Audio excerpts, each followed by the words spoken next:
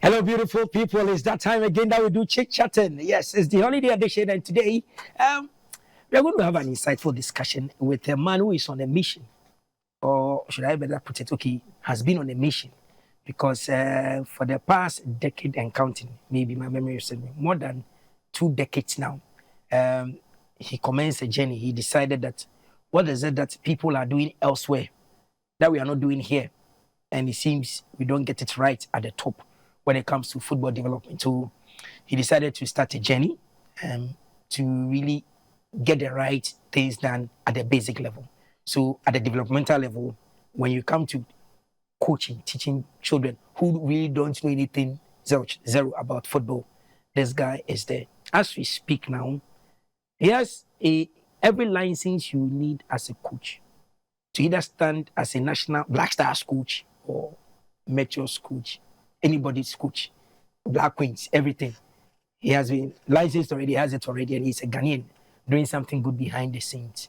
And today we're taking a look at football development at the grassroots level. We're talking about the developmental level, and we're using Progen's case as a case study to look at what really is happening. How do you combine school and sports together?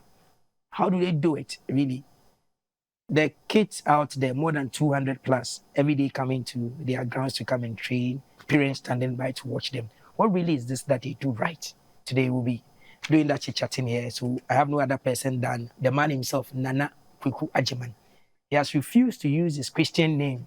He has been baptized already, but he doesn't use his Christian name. So he likes Nana Kweku Agyemang. Yeah. Welcome. Thank you, Marcio. It's good to see you again. It's been ages. Yes, it has been. The last time you came here, you were on a journey. You were going to Norway, right? Yes, for the Sweden and Norway. Yes. Yeah, okay. So for the cup and then the Norway Cup. Yes. Okay. Once again, welcome. Thank you. What is this wind of change, or what is this new wind that is blowing in Ghana from your quarters? When we talk about Progen, just give Ghanaians a hint. Progen is about what? Progen is about development. The delivery of the youth player is very, very important in the football setup. Without a good delivery of the youth player, the top will not really enjoy. In terms of development, you really need to look at the kid all the way from 5 years old. 5 years old. 5 years old, all the way up to when the kid will be able to play in the Premiership or join any of the national teams.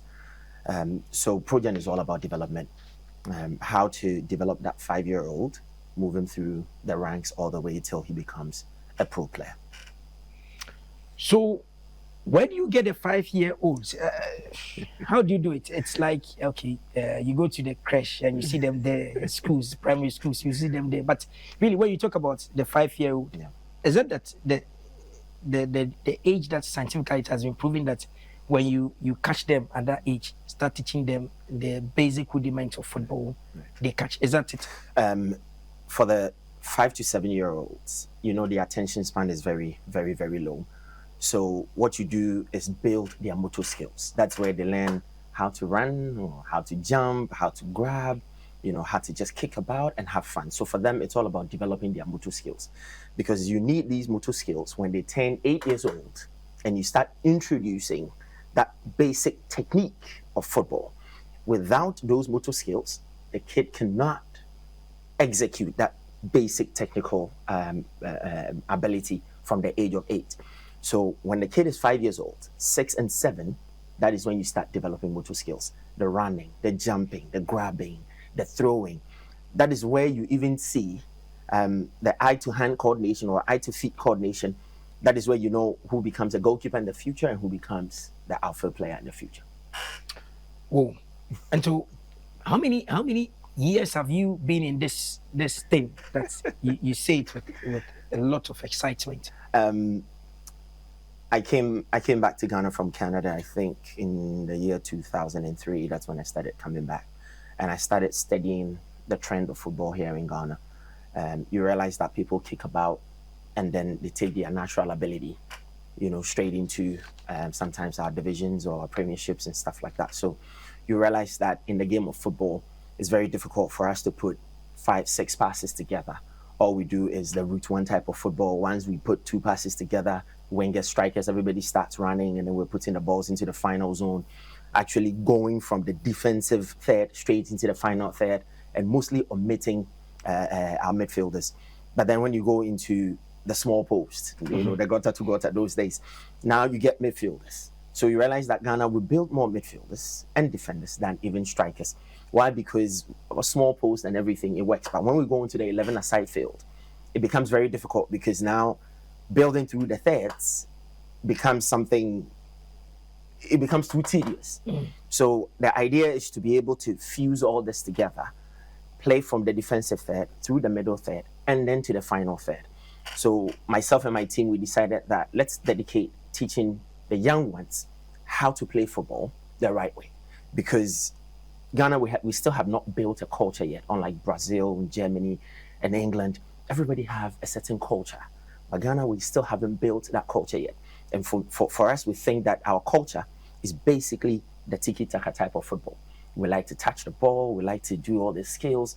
Brazil does the same thing. They built a culture around it. So if we can also build a culture around it, then yes, that is the way Progen actually plays now. Progen plays to the thirds. Everybody that comes to watch Progen in the Division 2, our U15s, our U17s, you watch them play. They play the same type of football. Why? Because we think that this is the culture and this is the way for Ghana. So, as we sit now, your outfit, you've touched on 12, U12, U15, and 17. Right. But earlier on, you said you have the 5s, Yes. 6, 7s, and 8. Yes. How is it like? Create a mental picture for us. So on a typical day, what happens? On a typical day, we have all the kids there, apart from our Division 2 team who trains in the morning. The kids train from 4:30 to 6, 1.5 hours. And we train 3 times in a week, Tuesdays, Fridays, and Saturdays, just so the kids will be able to combine education and football, be able to go to school and come and train at the same time. So Tuesday, for example, from 4:30, the kids are on the field. The fields are divided into, or the field is divided into smaller areas. You have the 5 to 7 on one side, you have the 9 to 11 on one side, the 12 and 13s, you have, so smaller areas. We concentrate on basic technique. For the 5 to 7, like I said, it's motor skills. So for them, how to jump, and they use the ball. So ball feeling, you know, put your head on the ball, put the ball on your shoulder, you know, kick the ball that way, run here, you know, all those motor skills are taught. And then, of course, we have the coaches that are teaching the 8 to 11-year-olds. For them, it's basic technique. Once you go from the 5 to the 8, that is where it's the platform to start developing that basic technique, that ball control, that passing, that dribbling. That is when it starts. And then you can get the 12 up. That is when you start introducing complex situations, small-sided games, to be able to help them learn how to play in a group. Once you turn 13 years old, we introduce the basic tactics. That is attacking transitions and defending transitions, so that when you're on the attack and you lose the ball, you know how to defend and all of that. Coach, so for a parent out there who also had and brought their children, I hear one thing they call is that, okay, so my child will be at school, he closes, I bring him back to your end, the way they take them out. The relationship between schooling and football, a whole lot of people feel it is too much. So how do you blend them? Because on the last time I came to your field, all of them are in school, but they come to your end. So how do you blend them? Let's take a case of Mason Mount. Okay. From Chelsea. Okay. Mason Mount started playing Chelsea when he was 8 years old. He was going to school. Parents were sacrificing, driving him to Chelsea to go and train afterwards. So that combination of education and football, it's like a marriage that can work. We just need to create a system that makes it work. You cannot let a kid train the whole 5 days or 6 days or 7 days in a week. If you create 3 days out of the week for the kid to train, they get enough training for their age group. As they grow, you increase the training. So once the kid closes from school, let's say at 4, parents drive them to the grounds, 4:30 training starts, and it's only 1.5 hours. When he goes home, he has time to do his homework before he goes to school the next day. He's got Wednesday, Thursday off to be able to concentrate on school, and then Friday he comes back. Saturday, he doesn't go to school, so he can come and train Saturday in the morning and have the rest of the day off. In that case, you also create good family time for them, because he trains Saturday morning, he has the rest of Saturday and Sunday with the family before he starts school again on Monday. So the mission for Progen is what? Mission for Progen is to develop and deliver to Ghana good or excellent youth players that can go into our national under 17s, players that can play in our U20s, players that can play in Division 2s and First Divisions and Premiership, and play good football for Ghana to enjoy. It is for us to teach the kid the right way to execute certain techniques, create a good environment for them to learn tactics without burdening them. We want to take the whole idea of it's too difficult to play football and go to school at the same time, or football is too difficult, you cannot succeed in it. We want to take that notion out, let them have fun while they learn, and then be able to realize their dreams. Now, don't forget that football is not just also coming in and just playing football and going home. Football is life. They learn discipline. They learn how to talk. When we go on these international tournaments, we come back and parents are like, my kid used not to lay his bed, but now he wakes up in the morning, I don't have to say anything. They lay their bed, they lay the beds of their brothers, they clean their room. So sense of responsibility should be taught to these kids, because these are skills that they can also take into normal life aside football. They work in the banks, they become politicians. They need that discipline to be able to go in. So football itself is life. You touched about international competitions. Right. Progen, which ones do you often visit, and how many times have you gone for these developmental games? It started way back in 2013. I think you've even come to the airport before. When we are going and when we won the trophy, we're coming in. So almost every year, we started from 2013, we go for these international tournaments. We go to Gothia Cup in Sweden, we go to Dana Cup in Denmark, we go to Norway Cup in Norway. Of course, we played the Paris World Games in France. We've been to the Dubai Intercontinental Cup, where we beat Barcelona, Real Madrid, and Juventus to live the Intercontinental Cup.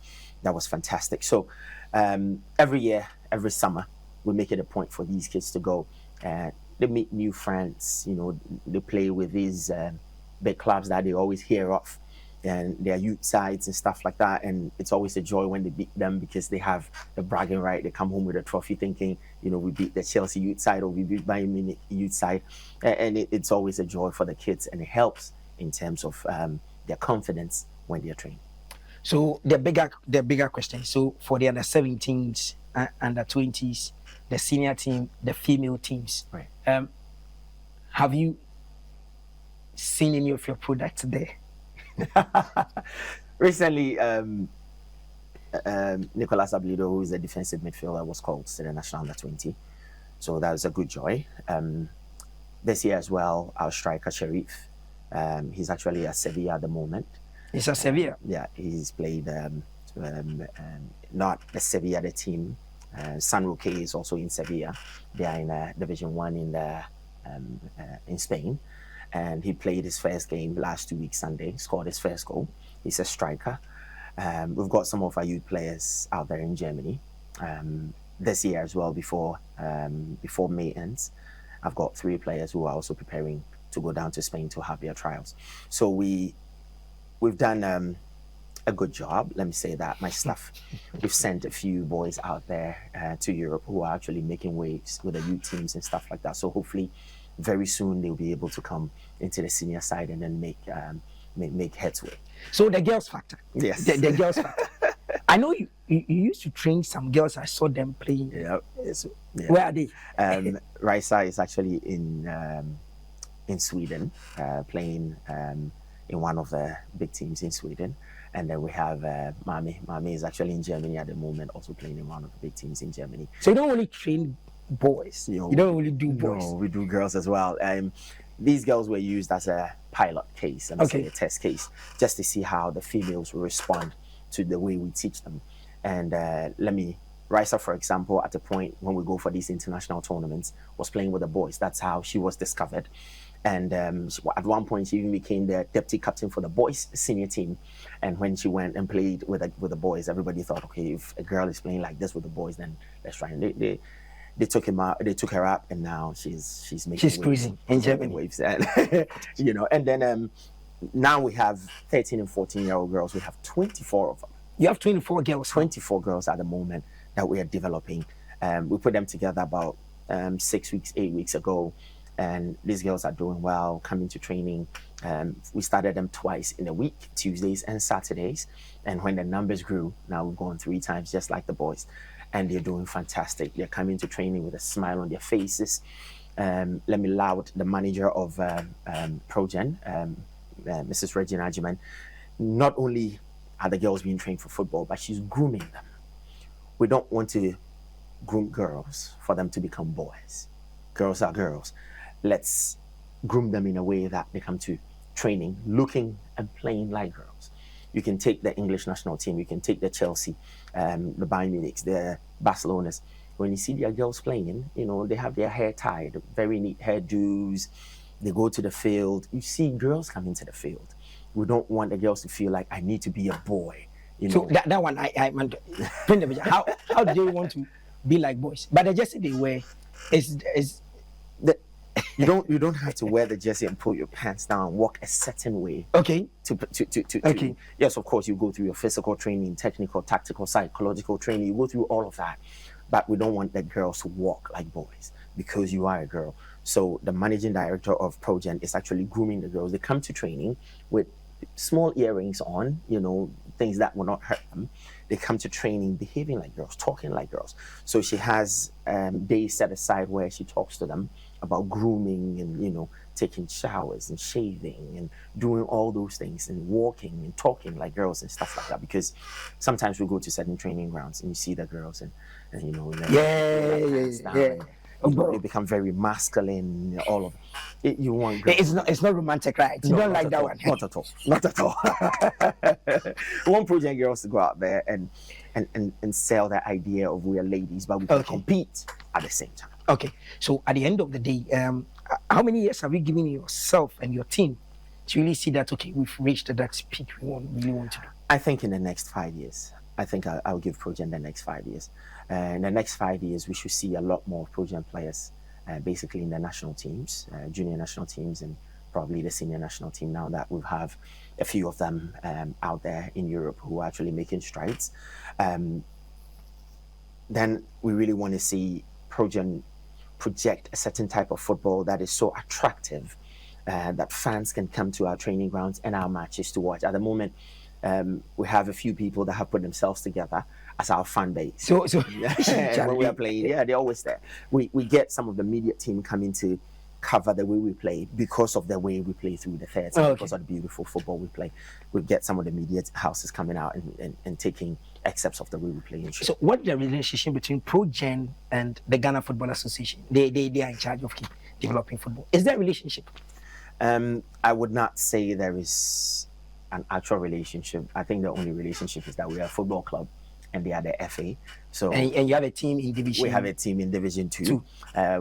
Last season we played in Division 3. We went unbeaten and then won the Middle League, and then we qualified to the Division 2. At the moment, we've played our 16th week and we are leading the league in the Division 2 as well. Of course, we've lost 2 games this time out of 16 games, so it's not bad at all. We're leading with, I think, 4 points. So it's really going well. It's really going well for the young guys. So are you under the RFE Greater Accra Regional? Yes. So Qatar and Co. And understand. George. Yes. Yeah, they understand you guys. Of course. Okay. Yeah, of course. They come to our training grounds. George, for example, comes to our matches a lot, and almost every time he tries to motivate me to do more. I remember when they did the end of year. Yes, their award ceremony. I saw it being streamed around. Yes. I mean, they invited me, gave me 5 minutes to talk about football and how I've been able to get Progen to stand and sell that idea to others. Because Progen cannot do it alone. There is the youth is too many for Progen to do it. So the idea is to introduce what we do to other coaches so that they can also pick it up and then we can make Ghana football work. We saw you. These are highlights of a competition you organized, the Progen tournament Cup. or Progen Cup. Yeah. What brought this whole idea about? Last year, we brought together just 4 teams, three other teams and Progen, just to create a small tournament. And then at the end, I got calls from a lot of you teams. You didn't invite us. You didn't do this. So I called them together and I said, okay, if I create a tournament, would you guys be able to feature in it? Oh, coach, when you create it, we like it. We do this. So myself and my team, we sat back. And then we decided to pick on the concept of what we go to play in Europe every year. Let's bring it down to Ghana and see how the U teams respond. We did an opening ceremony. It was fantastic. We had a sponsor from UK, Sports Fusion, bringing us medals and stuff with a little bit of cash to be able to, make certain payments and stuff like that. And it was amazing, the response from the teams. I remember when we were done and they were leaving, even for the teams that didn't win, shook my hands and said, Coach, we want to be part again next year. I said, but you didn't say it's not about the win. And that was one thing that I liked. It wasn't so much about the win. It wasn't so much about the scoreline. It was more about the development of the player. Once they are able to train these boys, they want to test them against other teams. Win, lose, or draw, these are emotions that the young players have to go through. So for them, it was all about participation, and it was fantastic. So now I have all of them in a group. The idea is to make it an African Youth Cup. So next year, we're going like 16 teams. We want to bring teams from other regions, accommodate them for probably a week, feed them, do all of that. And then after that, the following year, bring in teams from the neighboring countries, probably go like 32 teams, neighboring countries and stuff. And once we are able to do something good with this tournament, we can make it an African Youth Cup. Interesting. Did you discover any player side Progen boys? Yes, did you see any of them? Yes, we did. I remember Victory. There was a striker from Victory who could score goal from anywhere. I think it was so instinctive. Isaku Spirit is I think so. The boy scored about two goals, I think, in the U17 category. 2 goals from about 25 yards away. And how he was able to, the awareness alone, and how he was able to pick that ball and beat the goalkeeper from 25 yards was amazing. That was a boy that we discovered. And then there were the best player for the tournaments in all the categories. These were very, very good. Aside, you have very good dribblers that we also. So we're talking to the teams to see if we can bring these boys to Progen and then continue their development. Of course, in the future, when something good comes out of it, the U teams would also get, local few. As we put it. You did for the boys. Are we going to see, like you say, you have a plan for the girls? Are you going to see the girls also being given this opportunity? Yes, next year we're not only doing boys, we're also doing for girls. We're going to start from the younger ones and then we're going to develop them, because I know that, the girls, they play in the Division 1 and Premier, and, it will be going on at that time, so we don't want to bother them. We want to try to do the catch them young, 13, 14-year-olds, let them come and become part of these tournaments, groom them from there, and also bring them down to Progen and continue and give them a platform for them to excel. This question I keep asking people, we are going to wrap up. Right. Do you still see a future in Ghana football? Right. That a time will come, Ghana will get back to the good old days of participating in tournaments and not just being mere participants, but winners, deserving winners in all competitions they go in football? Let me say yes, with a but. There has to be a plan. Without a plan, you fail. If you don't plan, you fail. So they say that if you fail to plan, you plan to fail. But the FA, they recently launched developing something. Bernard, Pete and his team. They said they've done something. Are we seeing it? See, you can plan and let everybody know this is our plan. But the implementation of that plan is very important. Without implementation, it doesn't go well. Nobody. Ask all these U teams if they know what the plan is and if they are executing the plan. So having the plan is one, executing the plan is another. For me, I think that they should go down to the youth clubs, right from the 12s or the 10s, and then tell them this is how we want you to train your teams, so that we'll be able to build this culture for Ghana. Without that, Theo, it becomes a problem. It becomes just a plan in the room. You put it in the refrigerator, you tell Ghanaians that it's a plan, but then we don't see the execution. For me, the execution, the implementation of that plan is what makes it a success. Without that, we'll not be able to do anything. Like I was talking to you about culture. We haven't built a culture for Ghana. Why? Because we don't have a plan that we are implementing to be able to succeed. Brazil has done it, and Brazil is able to sell players for 50, 70, 80 million. How many Ghanaians have gone out of Ghana and got $1 million for it? So other people are doing it. Senegal, they've started it. They have a plan that they are implementing. So now you see the youth clubs, they're doing well. Are we doing the same? What is the plan and what is the implementation plan? So for us, it is a yes, but that execution, that process, at the moment, we can only see the end of the tunnel. The process to achieve that light is what we need. Without the process, we cannot touch the light.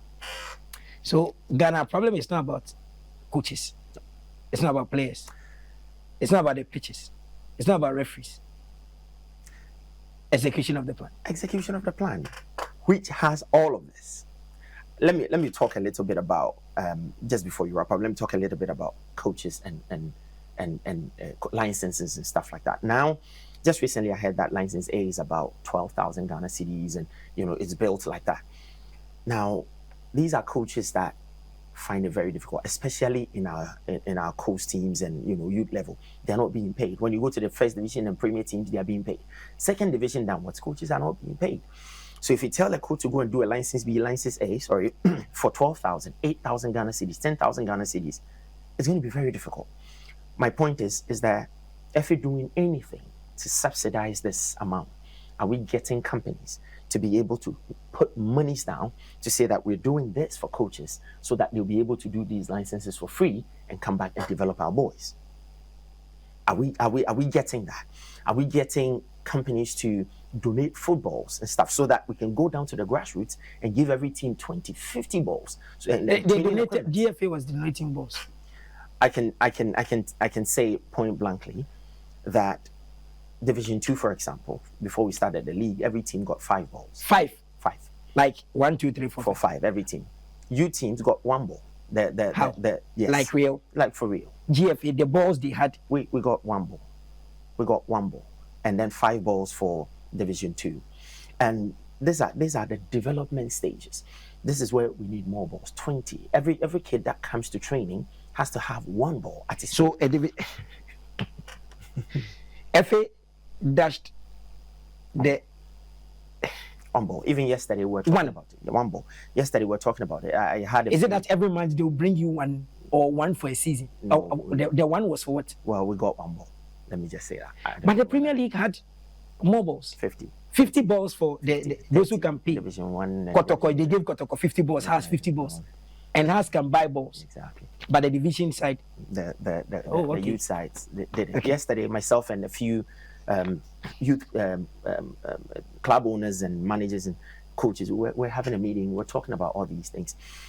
We need that support from the FA down there, the footballs, the football boots, the equipment, because that is where we will be able to develop the next Michael Essien, the next Ayus, the next Pate. Without that, it becomes a little bit of a problem. And that is the area that finances is lacking. So if we can get these things for free down there, it makes our job a little bit more easier. Great. Qatar, Greater Accra Chairman, Ghana Football Association, Greater Accra Chairman is Qatar, Mr. Samuel Brabri, Qatar. You understand why I'm mentioning your name, Qatar? Please, Coach Nana Kweku and his team members, they are in your region. You gave them 1 ball, 2 balls.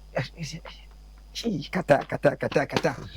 Please, as we do the chit-chatting, please try and then convince the FA again, the school, that indeed, yes, the initiative is laudable, but if they can increase the ball, because if 16 boys are supposed to chase 1 ball at training, and that is the only ball they have, and they are playing on Sakura pitches, no more.